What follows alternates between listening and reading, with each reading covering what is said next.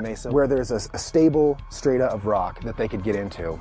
Let's just say you were hired by the government to design an underground base. Would there be any reason for you to pick Archuleta Mesa? It's a mesa, so you've got a starting point where you know where the stratigraphic layers of rock are, so you've got a structure to begin with. According to the specifications that we've been given for this base. How much of a diameter does this have right here? The base can extend up to 4.87 miles. 4.8 miles, is that correct? 4.8 miles diameter. That's the diameter of the base. That's about the size of the mesa. That would fit within the structure that you're talking about.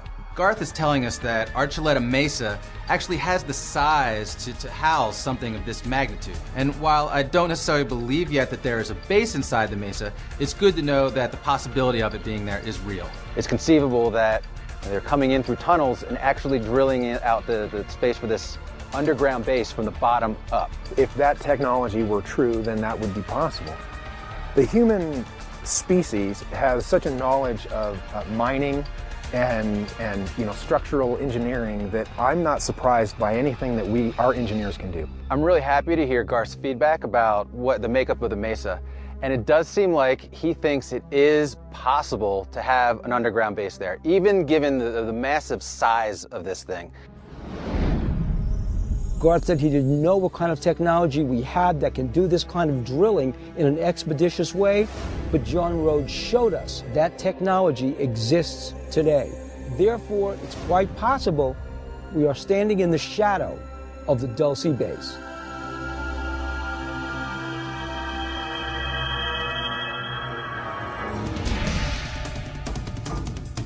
I really want to find a vent. That's really what I want to find. I'm gonna have to get a better look at that.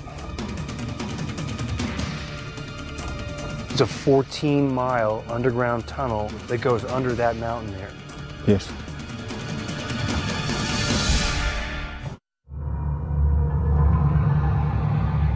Something had come over the car. Some object. 3 red lights in a triangular shape. I'm JRTQ, and I seen an identified flying object here in the Hickory Apache Reservation. So as we've conducted our investigation here in Dulce, we've heard a lot of interesting stories, but we're still left with a question mark. And naturally, that leads our investigation to one place, Archuleta Mesa itself. It's treacherous and it's dangerous, so for safety reasons, just Pat and I are going to go there, and we're going to see what we can discover. Given the vastness of the area, it would be a little bit silly for us to go it alone up here. So we brought Richard along because he's an experienced guide. He's been up here before. He's familiar with the area.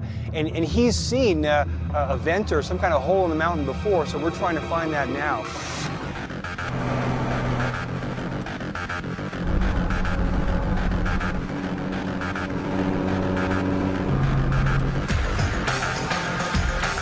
The CAD ride up was no luxury tour. It was a rough ride, a lot of bumps. The trail alternated between snow and gravel.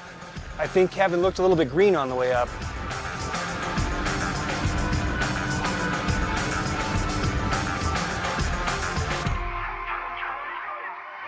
The snowcat has just dropped us off at the top of Archuleta Mesa. We're finally here, over 9,500 feet.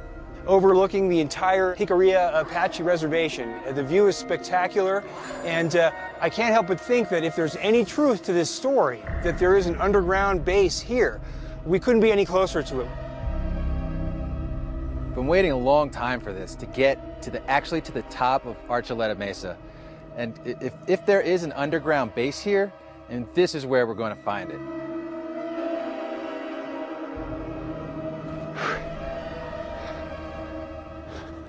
So Richard, we're finally here at the edge of Archuleta Mesa, supposedly where so much of the activity is going on. You're our guide here. What do you know about what's going on around here? There's a lot of things out here that we see flying in the sky. I'd rather keep them to myself. There's a lot of people around here that does the same thing. If you leave the reservation with these stories, yeah, people don't believe you. They think I'm nuts. What have you seen up here? Me and one of my cousins, we were walking the edge. We spotted a hole on this side. A hole? Now I hear things that it's a vent or things like that. It seems like Richard is hesitant to tell his story or his experiences. I'm not sure why. But then he goes on to tell me about a hole or event that he discovered. Now, he's not sure what it is, but I think that maybe this could be some evidence to show us that there is something underneath Archuleta Mesa.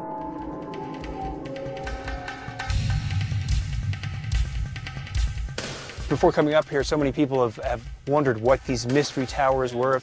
Some towers are transmitters for TVs and things like that. From down the ground, they look like something special, out of place, out of the ordinary, but from right here, it just makes sense. I really want to find a vent. That's really what I want to find. I'm going to pull out the infrared camera and see if there are any unusual heat signatures in the area. The FLIR camera is measuring the difference in heat, and it's primarily used by law enforcement to hunt suspects at night. Now, what we're going to do is look for anomalies in the ground. If there is an air vent, if there's hot air coming out, it's going to be at a different temperature than the surface of the mesa itself, and we're going to find it. I don't expect any kind of sign that says, "Welcome to the underground base," or any armed guards or anything like that.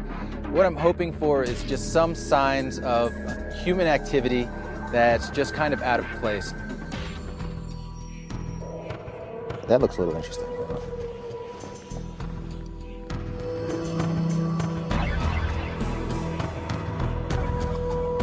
I did see something interesting just down below. It was a mound of snow, and there was an outcropping of rock just on the southern face of it.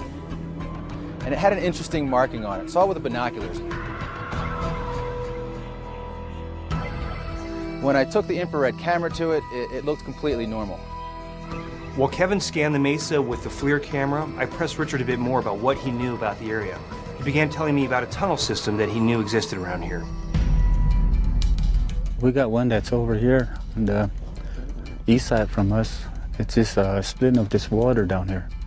It goes, down about 14 miles into that mountain you see over there. He did tell me that there are underground tunnels to the south of the mesa. It's a 14-mile underground tunnel that goes under that mountain there. Yes. And everybody knows about this? Oh, yeah.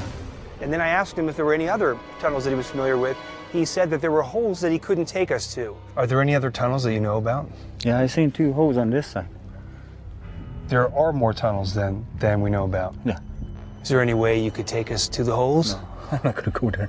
When I pressed him further, he got a little uncomfortable, and he just said that's not his way. There are holes. Yeah, I know where it's at, but I don't want to go there. Okay.